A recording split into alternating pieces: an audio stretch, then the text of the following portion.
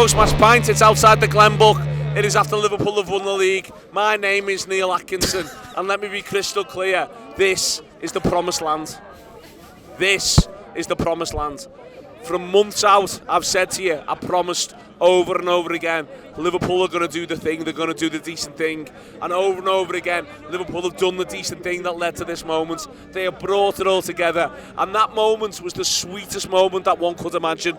That moment was Alan Hansen and Virgil van Dijk with the Premier League trophy in front of the Kop end. That, my friends, is the promised land.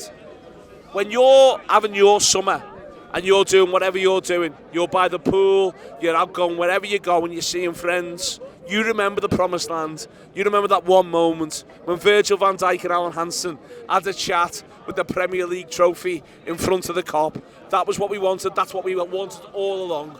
That's what we got. Stu Wright, I would say it is amongst the most special moments of all of our lives. I'd like to think it's the most special moments of Alan Hansen's life, of Virgil van Dijk's life, but I want to be crystal clear, it's one of the most special moments of my life. It is the promised land. It was incredible, that, wasn't it? I mean, if you weren't a bit misty-eyed beforehand, when you had that moment, I mean, that sent you way over the edge. Tears, fucking tears, man. I know, and we've all waited so long for this, and I thought all my dreams had come true in the Tottenham game to see us get over the line, but to see us actually lift the thing today, I might just pack in.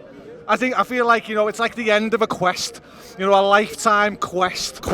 Yeah. No, it's a life's work. It is. I don't really know what to do next. But that was really emotional. I think there was so many emotions today, wasn't there? There was so much going on with the players, with the fans, with the families. There was so much. And just thank God that Mo Salah did the business. Well, I want to come back to that, but I want to talk about Alan for a minute. The reason why is because you've got Virgil and you've got Kenny, for instance, and there's other Liverpool figures from down the year. Jurgen's bouncing round, Rafa's been bouncing round. We know where they are, we know who they are, they're there as a constant. They really are. Carragher, for instance, I love Jamie to pieces. But you don't see Alan. No. And then getting to see Alan on the day where Liverpool gets to lift it in front of fans for the first time since Alan last lifted it in front of fans. Ronnie Whelan was captain for a lot of that period, and Ronnie Whelan's a great man. But Alan Hansen was Liverpool captain in that era. And watching Alan Hansen and Virgil van Dijk have that moment was as special as it gets. It was like a passing of the torch, wasn't it? Centre half to centre half, captain to captain. It was lovely how much Hansen, humble, and really pointing to Virgil as he is the king now. He is the greatest centre half that Liverpool has ever had. But it's an argument, you know what I mean? And it's a wonderful argument to have. It's the best kind of argument. Which of these two great men do you prefer? Which of these two great men do you love more? And especially after he'd had his health problems over the last year. That's why it's so important, I think.